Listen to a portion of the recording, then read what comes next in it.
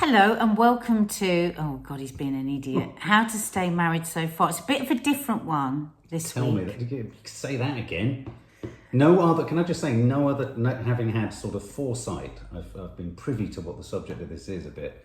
No other channel or podcast can go from bipolar diagnosis Last week's podcast. to Love Island. Now, if you love Love Island, you will love this chat. If you've never watched Love Island, it will still be absolutely fine because Mark hasn't watched it. Some years he does watch it with me, but this year he hasn't. 1 year where I got hooked. Yeah. So we are using Love Island as a peg. A springboard. Because it's been really interesting for me over the last couple of days because every Love Island, couldn't yesterday because Instagram was down, but every Love Island, in the breaks, I do a live where I chat with my followers about what's going on. And the last few days has been utterly brilliant. Yeah. Now, why I love Love Island is nothing is as interesting as human condition and the way that people behave and what drives people to do the things that they do. So right from day one, I loved things like Big Brother, and I just love it because if I had a superpower, my superpower would definitely be invisibility because I love to watch people and what makes people tick and what makes people do the things that they do. And so let me just set up you go on. Can I just ask a quick question? Yeah. I understand where you're coming from when you say all of that, and I think when I get hooked into programs, at the moment, just to confess, I am Mark. My name is Mark, and I'm an AU addict. AU is an app that plays all sorts of reality shows from across the world. It is literally like injecting the most satisfying crack cocaine into your You eyeballs. literally just giggle all the way through. You're so joyful watching it's joyful it because it's the absolute antithesis of going off to see films and read books and write scripts and do all that kind of stuff. We say it's wonderful. It's our glass of wine at night without having to have wine in you, because what it does is it just takes you completely away from your world and your stress. And I know, having read a lot of comments from our lovely subscribers and followers and family guests and what have you, that a lot of people can't stand Love Island. But I just want to say, I haven't got into this year's series, and Nadia's going to explain to me what's been going on. I have heard the loudest sounds coming from the lounge, though. Like, obviously, something quite dramatic is happening. There's all sorts of drama and stuff going on. My only problem about... Just to pause you, because we're not just talking about Love Island. No. It's a topic from Love Island. Yeah, no, the lads' we're not weekend. talking about Love Island. And the fact that I think many of you, many of us, have had relationships with people that have a friend that is a bad influence, whether that's a boy or whether that's a girl. Either way, of course, it's not just lads' holiday, it can be girls' holiday. You know, that whole thing of going off and being able to do whatever you want because you're out of the vicinity. So that's where we're going to get to with this conversation. But yeah, so just... But no, the thing I was going to say was the only thing that moderates this idea that it's kind of interesting and intriguing and watching and being invisible and observing people is that there's always a kind of structure to it. So, for example, whatever we talk about what Love Island's kicked up, behaviourally, they're all competing for something. So how authentic a portrait is it of what people do in the real world? Ever. Yeah, there's always going to be an element of that. But what's been really, really interesting for me, and this is why I love doing lives on my Instagram and really talking to people, is that what I'm hearing is this is what it's like out there. Right. This is the dating world. I think the whole thing about, you know, the swipe across has had an effect. People are more dispensable. You know, you can move on fairly quickly. This is what I'm told. I'd love to hear your comments below. And a lot of people have found it actually quite fascinating, but also quite upsetting because this kind of thing happens to them many times. Oh my God. And when you think back, I mean, I can think back to when I was young and the boys would go off for a boys' weekend and you kind of accepted in your head that something was going to happen that you wouldn't want to happen. What, with your boyfriend? Yeah. I mean, so what is this a chat about? Right. Okay. So Love Island, if you've never watched it, everybody is in one villa together and they're matching up, they're finding love. So we're quite a few weeks into it and a lot of people have coupled up and have been fairly serious. Now, when people say, how can you be serious when you've only been together 2 weeks? How can you be serious when you've only been together 3 days? If you think about it, they are together 24/7. It's like a microwave. So this is a microwave. This is multiple dates. Yeah. They're in the most romantic of setting. This is really intensified. So I have huge sympathy for the islanders who can be criticised sometimes for having the depth of feelings that they have, for taking it as seriously as they have. I think that's because people don't really understand That's the love police. how intense the love police reality TV is. You are put into a microwave and everything is magnified 100-fold. So, and let's add to the equation the fact that they all look beautiful. yeah. So it's like, like when you go on holiday and you have a holiday romance for a week and you come back and your heart's in agony for months after because it was the most perfect person in the whole world and it was also perfect. Of course, if they ever got off the plane and visited you in Luton, you'd be very quickly saying, all they actually sorry, had was the perfect I've penis. changed my mind. Mark! Why did you say that? Well, because holiday romances Why are such a joke. did you say that? Okay, sorry, carry on. You'll have to beat that out. Hang on a minute. That's at 6:03. No, You're going to have to beat that out. You watch did a you show. say penis? No. Mark, you did. No. You have to beat that all out. I did. Right. They say it all the time on No, the they show. don't. They talk They about do not size, say girth, and the length. word. No, because they get bleeped Right, out. stop. So, so they've all been in this villa and they've split off the villa. They've took the boys and put them in a villa called Casa Amor, the Villa of Love. It was quite funny watching them try to work out what Casa Amor is. Half of them didn't know what I think it was a place in Norfolk. Okay, so there's one chap, Jake, who the day before had said to his girlfriend, had asked her to be his girlfriend, the girl he was with, Liberty. We're getting to the subject that's off Love Island in a minute.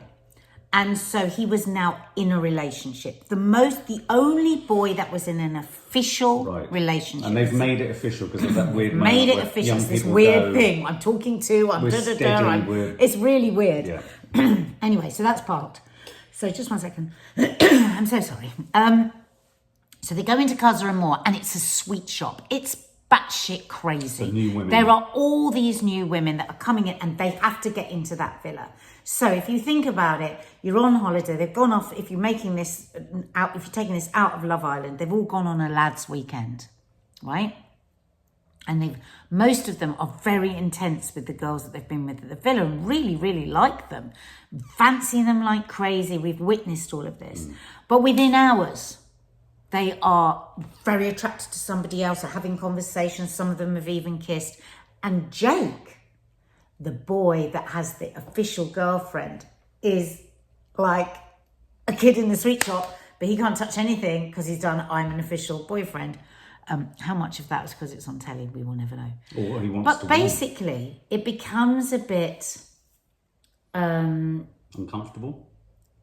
He's quite Machiavellian. He's whispering in people's ears. Dangerous liaisons, you know. Come on. What do we always say? No regrets, boys, no regrets. Come on. I'm seeing you happier than I've ever seen you before. Saying to this one particular chap who's been incredibly happy, the happiest he's ever been in his life with the girl in the other villa. Anyway, there's been a lot of debate. So most of the boys were unfaithful and actually came back to the villa with a new bird on their arms. And most of them have regretted it and gone, oh God, I did like you. It's just I forgot I liked you within 8 hours of leaving here. You were out of my sight. You were out of my mind. And also, there was this chap encouraging. Go on, no regrets. I'm actually seeing, this is more you. Oh, come on, go for it. Now, it's interesting because over the last couple of days on the lives, every time I say to people, who enrages you the most? Nobody ever says the people that have been unfaithful. It's the friend. It's Jake, the one that was in a stable relationship that was going, go on, go for it. And a lot of people have been saying as well on the lives, oh my God, my boyfriend's got somebody, his best mate's just like that, always egging him on to do stuff, egging him on. So I just thought it would be a really good conversation for us to have around you are a very smart chap. highly educated, big questions coming highly out. educated, you know, because it's very easy to go, oh my You can God, be these highly are just educated brainless and a twat. people, or is this is what other... No, but you can be highly educated and a twat. Yeah. What happens to people's minds? And we are talking about lads' holidays. Maybe we'll talk another day about... This isn't a sexist chat. It's just this is what is relevant at the moment. It's everywhere. It's about Love Island. What goes on a lad's holiday? Have you ever been convinced, having been completely happy in your relationship, by the group, the peer pressure, that you've got to drink a certain amount, you know? Yes. If you don't pick up this bird, you're missing out, you're going to regret it all your life. Tell us, what goes on in this secret world of the lad's holiday? Yes, that's the end of the conversation. Well, I mean, the first thing to say is that, as you've just kind of qualified that by saying it, I think it happens with women as much as it happens with men. There's the age-old adage, what happens abroad? What is it? I don't What's know. the phrase? What happens on location? What you don't see, don't harm you. No, there's But a phrase. let What me happens on location stays on stays location. on location. But if I could just say one thing, because I forgot to say, none of the girls who also have a load of boys coming to the villa have been unfaithful. Well, I mean, you know, at the end of the day, I think we've discussed this somewhere else. You know, boys develop at a much slower rate than girls. Young men develop at a much slower rate than young women. I hate kind of doing that sort of gender, sort of cliche stereotype thing, but it's absolutely true.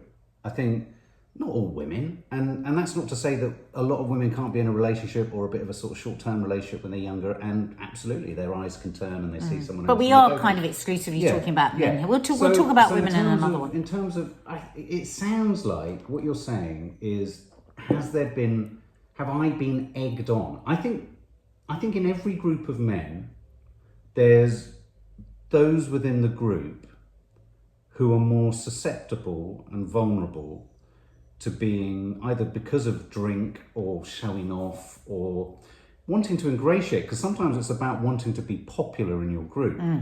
I think there's always in a group one or two men who are more pliable and more malleable, and there are other men or boys or young men in that group for whom they can live vicariously through these boys or these men doing naughty things. They can test drive, and I think this is a crucial thing, they can test drive what could happen if they did it, and how this guy manages it, and the extent to which this person they've encouraged in the group to do something bad, how they manage it. Are they going to lie? I mean, I always remember years ago when I did, when I'd been naughty, if you like, but in a more profound way. What do you mean when you say naughty? Well, it was with my ex. It wasn't like I'd gone on a holiday and done something awful, but I had gone on location and I'd done something awful. And a friend of mine said, you should have just lied. You could have written it out. And I couldn't lie. I just couldn't lie to my partner because there was a lot. And you could argue I wanted to get out of the relationship, all that kind of stuff. But I mean, for me, I can think of two instances where I went away and it was a definitively male trip. Once was my stag do, and once was my because I've always enjoyed female company, so I've rarely sort of thought, yeah, let's go out and let's do this. But I mean, I've hung out with lots of men, so for me, a lad's week away could sometimes have been when I was in my more roaming bachelor years, just a lad's week in London. It was a week of hedonism, stupidity, intrigue, and unfaithfulness and all the rest of it. Do you think often when boys go on a lads, like if it is a bit of a lads' night, there is this unwritten rule? I mean, I had lots of lads' weekends, and I didn't have to go abroad for those. Yeah, lads' weekends. Is there kind of this unwritten, unvoiced conversation that everyone's going to get, kind of do what they want? There's, in different groups, it will be voiced and talked about. So give me an example. And in other, you'll say, oh, let's go out on a large one tonight. Yeah, maybe let's go to this club. You never know. Oh, you might, and there'll be jokey. You might get lucky tonight. With the bird. And this is with people that have partners. And, absolutely. Wow. But then there'll also be other groups where it's not voiced or said, because everyone knows everyone's. I can honestly say I've been out many, many times on groups, nights out with girls, weekends away, And nobody's ever said that. No, but you missed the more interesting contrast there. Well, that's what was really interesting to me. I suddenly thought, oh my God. Now, that's not to say somebody might have been unfaithful. It does something nobody would have ever said that. There's a second category. In a weird way, the ones who say, let's go out and they've been quite honest. But then there's a whole other category of where I've been out, and there's a sense of awareness amongst the men that there might be some, stuff might happen tonight, but no one will voice it.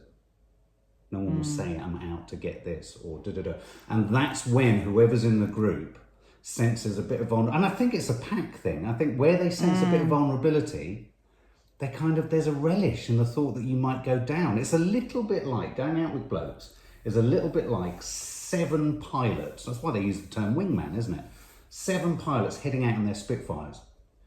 And everyone, some of those men absolutely want to come back into base intact, but they don't mind if a couple of the others go down so that they can get back into base intact. And so there is there is often a desire, I'm presuming this is what this Jake character's like, there is a desire for others to crash and burn. Do you think, have you ever, please, I'm going to keep saying through this, we are generalising, but we can, because we're on a podcast and we want to. So we don't need comments saying, I think that's a bit of a generalisation. I'm not like that. Of course we're not saying everyone's like that. But do you think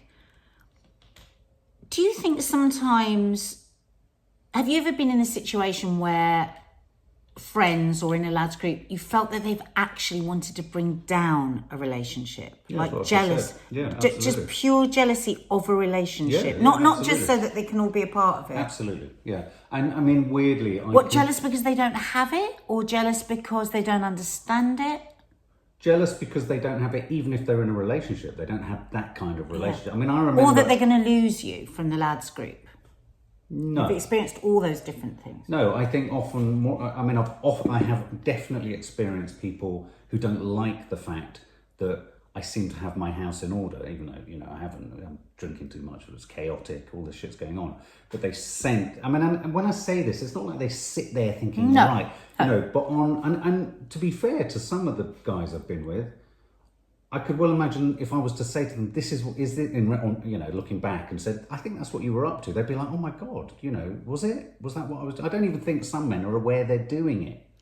But I think, let me just go back. So the other time was when I was in Las Vegas and we went to a wedding, and we had 2 or 3 nights in Las Vegas, and the group of men I was with, I don't want to compromise who they were, but the group of men I was with decided, quite surprisingly given who they were, that they wanted to go out and go to a strip club and do all the kind of. When you say who they were, quite surprisingly, I don't why? want to compromise them. No, but what sort of type of person? I can't. If I say what or how, it compromises them.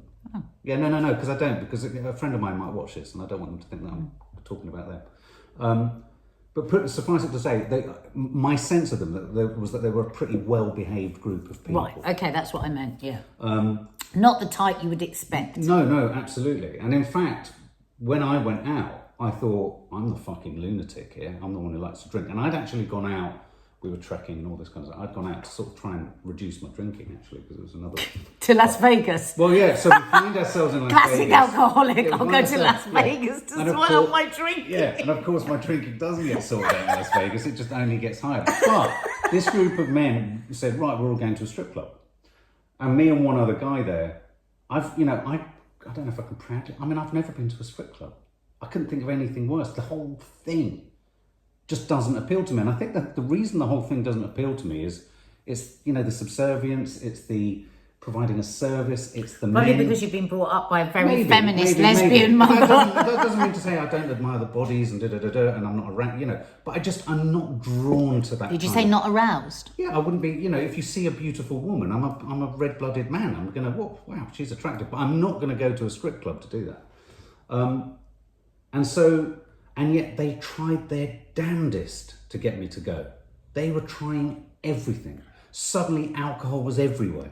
And this wasn't a group that drank a lot. They were desperate for me to go with them. Now, they didn't know me well enough. Well, You're fun. You're fun, and I think when I don't necessarily think that means that their motives were dark. It's just you don't want to break up the party kind of thing, do you? And I suppose also if you're saying, "Oh, it's not really for me," it makes them. What's that reflecting back to them? Because is it really them, and what are they really doing? And but is also it really the other desire in letting, I mean, less so with that group, but the other desire, I think, the biggest desire in a lot of my friends, and I often have this problem.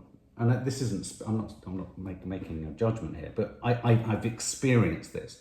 I've had a lot of male gay friends in my life, and they've often wanted to destroy my relationship more than my friends.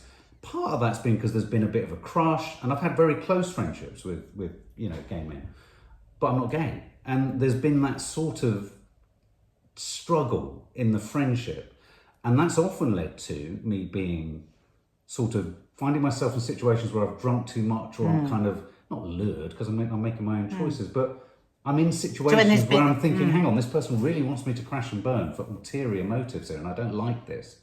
And yet at the same time, I would say that a large number of men want it to happen to someone else in the group because there's a kind of survivor's thing of, do you know what I mean? And I was always the one in a group which would take things to the next level and go to the next level, apart from obviously strip clubs and stuff like that.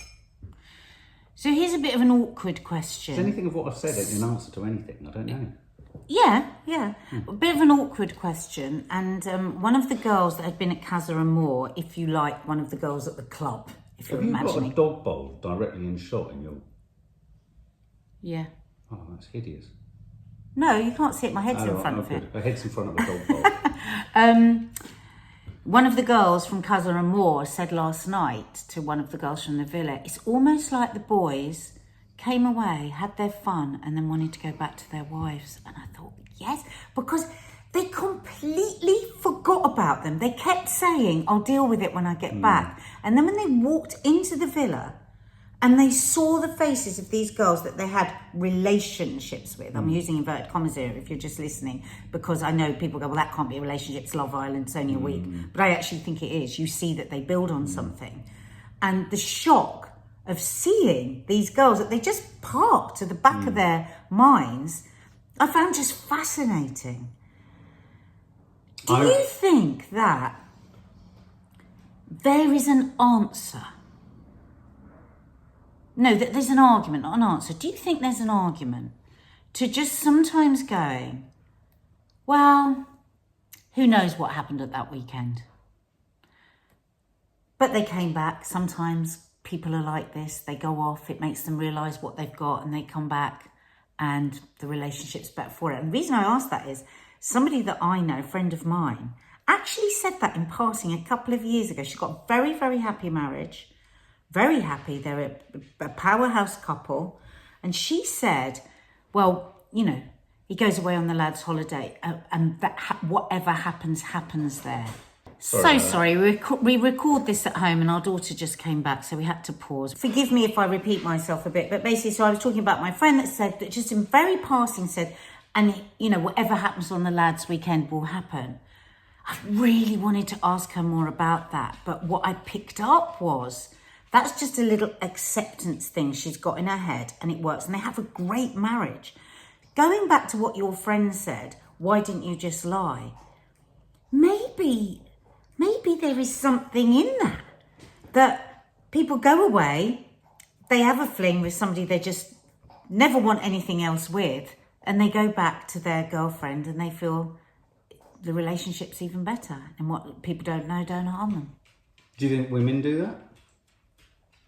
I think all people can do that. But I do think, just with my experience through my life, and I've had wild weekends away, I was a huge partier, loads of drink, everything. I don't recognise that you spoke about at all. What?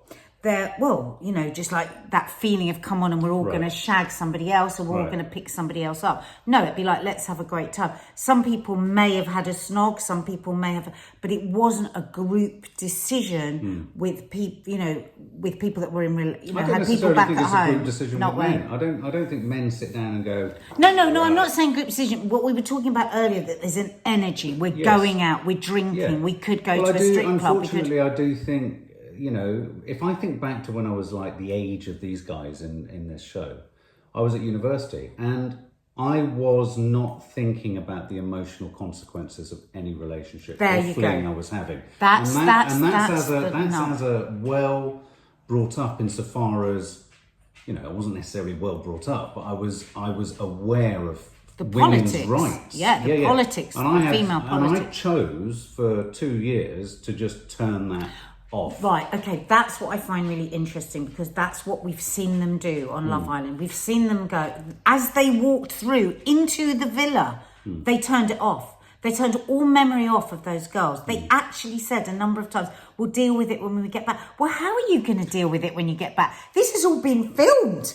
And you're going to deal with it, deal with it when you get back. It's all kind of flooding back to me. Now, I remember, and I say this in an unforgivably apologetic way. Just be truthful, it doesn't matter. But I remember, for example, at college, there being an instance where, I was with someone, hadn't been with them long, but I was with someone. I was, every now and then, heading off to see someone else. And then Freshers Week happened and I was DJing and doing something, and then this girl came up to me and she was incredibly on the dance whilst I was behind the desk. She was incredibly forward. And the reason I go to that is not because I'm proud of it, but I remember making a decision in my head when this incredibly attractive woman came up to me and started to zip down her sort of body thing. I mean, to this day, I think back and go, good God, what was she wearing? And we ran obviously off. A very happy memory for it. And we if you're just listening to this on podcast, you're not watching this on YouTube. I haven't seen Mark this happy for a very long time. And I remember running off. We ran off to a room, and ran. You ran.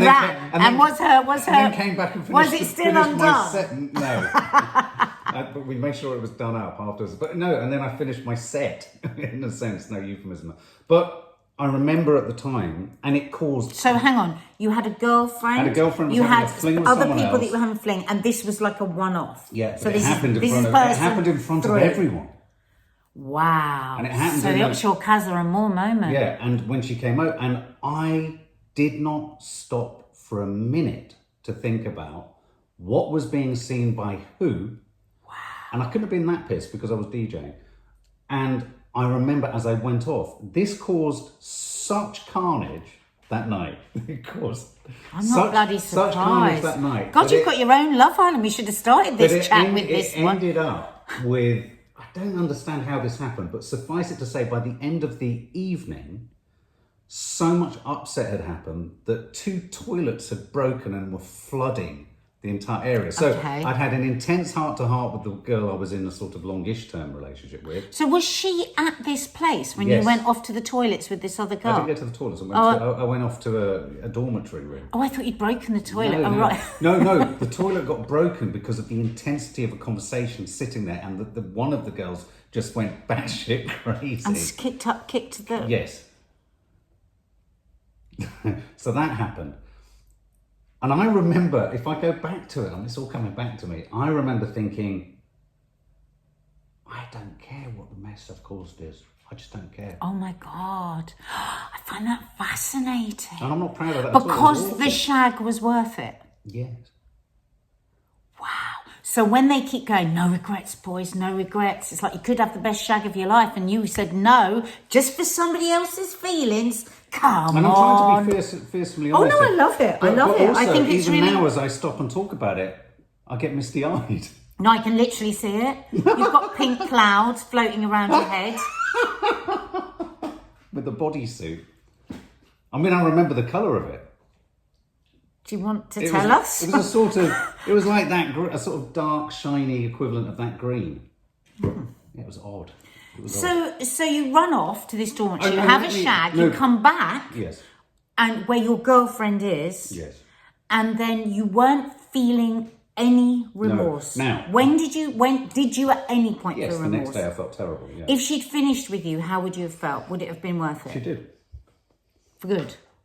Yeah, I mean, we'd been together about 2 or 3 months. But for me at the time, and this might be what's kicking in for these boys, it was only a short-term thing anyway in my head. This wasn't. Yeah. I hadn't signed up for life. This was part of my journey. A terrible thought. She knew what I was like because this happened a couple of times before. But I tell you what happens. You lose. It's a little bit like alcoholism. You lose a layer of self-respect as a bloke. Do you? And so, yeah, I Did think, you feel but I don't that? think not consciously at all. I think it happens. And in losing that little layer, it allows you to kind of not think about the consequences again. So I'd be intrigued to know what these guys' backstories are. Self-respect or is it morality? Well, you've compromised morality somewhere because you've hurt someone, but you choose not to look to it. And I've noticed on the one episode where I saw them all looking really like down, this is a difficult situation because in real life, they wouldn't see the girl again. But they've come back in. Well, this is what she said. This is what one of the Casa Amor girls said yesterday, It's like they've all come back to their wives. Yeah. But that wouldn't... watching the pain of those girls who were also caught up in the romance of the 3 days at Casa Amor, i.e.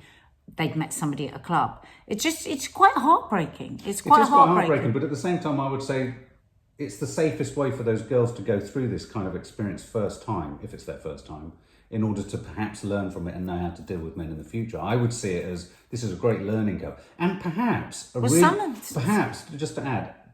great learning curve for the boys, because if they have had to face... So I would argue this isn't just about boys having their end, coming back and wanting their cake and eat it.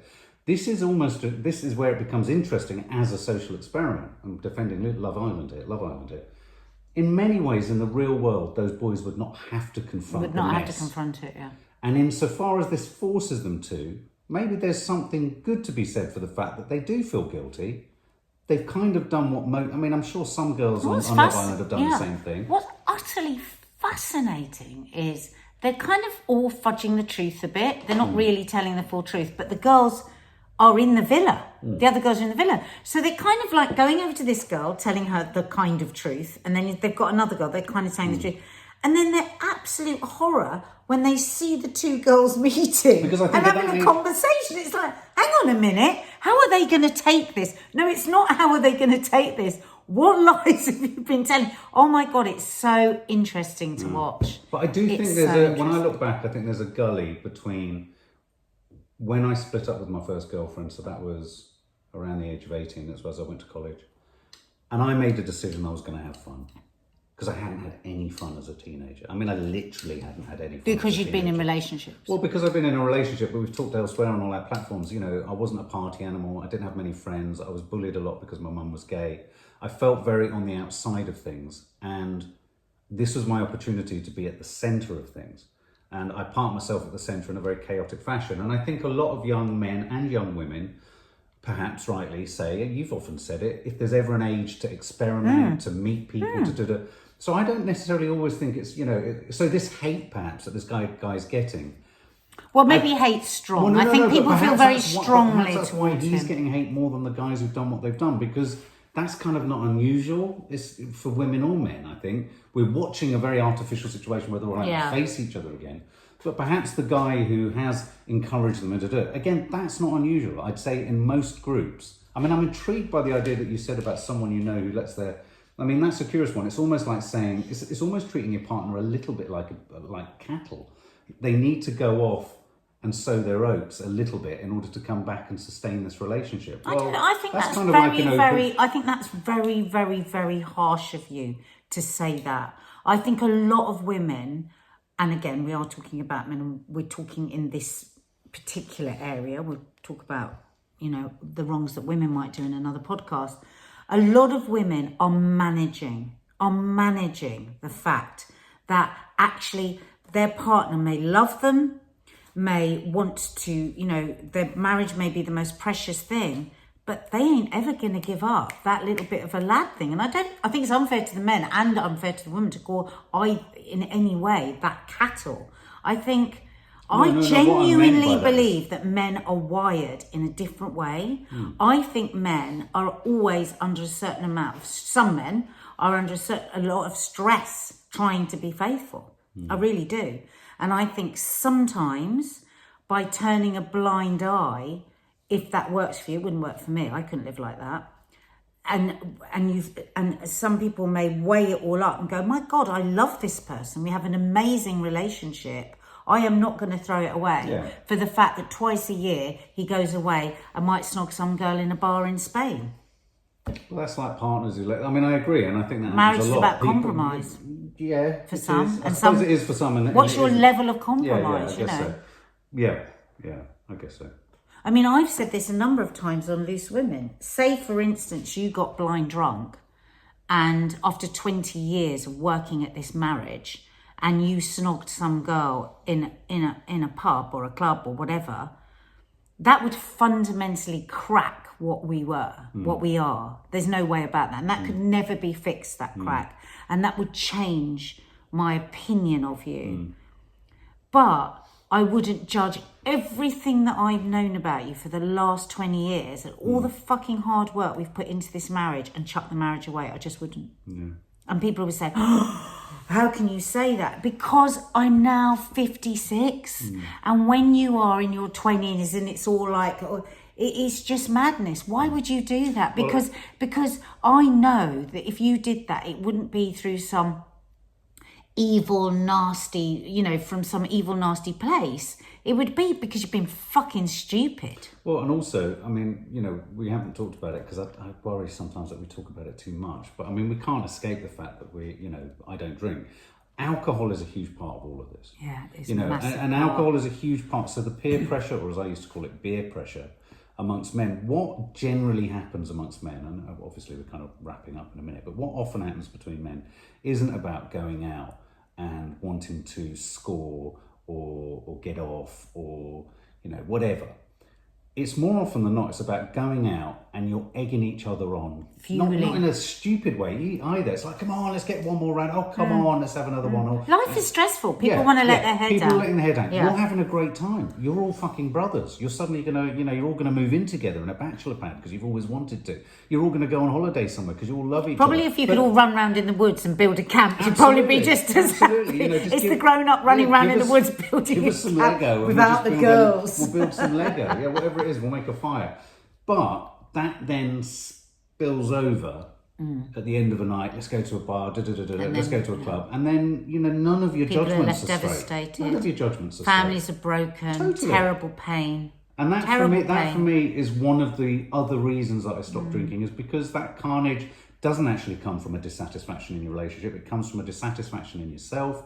It comes from, just stupidity, risk-taking. We definitely wouldn't still be together, because if you'd still been drinking, you definitely would have had dalliances. Absolutely. And you might have had one and I would have gone, well, okay. But you'd have had two. One thing I'm so relieved about is, like, I'm sitting here saying, well, this happens between 18 and 21. This also happens when you're drinking too much. There are also men my age who are doing it. I mean, I think, thank Christ, I'm not out in that world. Well, we would. I mean, I know it's really so hard for you not drinking, and you do so brilliantly, and you've done it for 16 years. But always know that you would not have all of what you have if you were drinking. You wouldn't. You just wouldn't. We wouldn't be here sitting talking like this. We wouldn't have this home. We wouldn't have our kids. We wouldn't have we would be fractured, broken, because the drink would have fueled the insecurities that you tried to fix with pulling birds or doing whatever. So I think it's a really important thing to bring up, the alcohol. And also I just want to say that for these youngsters, though I have a lot of fun chatting on Love Island, going, oh, isn't he awful? They're kids. And I think, and like when you were telling your story about university, I don't think, oh my God, how despicable. You ran off and out. I just think, You were a kid, Yeah, and you're also- having the best time of your life. And I do find it when you're still doing that in your 30s, 40s, 50s, 60s. You're a sad fuck. Exactly. Well, there you go. And what better note to finish on than that? That said, I am going to now head off to a club, do some DJing. What was her name? And look for somebody in zipped up catsuit. Zipped up catsuit. But guys, if you're just listening to us on podcast, great. If you want to actually see us, you can head over to the Sawalha-Adderleys YouTube, because we always upload this as a video as well. Sorry for the few stops and starts there because of doors going and everything. But hey, that's what happens when you film at home. Yeah, and I'll be watching again tonight. So if you want to join me live on Instagram, it's just at NADIA Sawalha. Mark is at Mark_Adderley. And if you don't want to join her on Love Island, come and join me. Oh God, he's got all bloody. He's got misty eye. He's taken a trip down bloody memory lane now. And if you're watching on YouTube, please hit the subscribe button and the notification bell so you can always be notified as to when we are putting up a film and twittering on about something.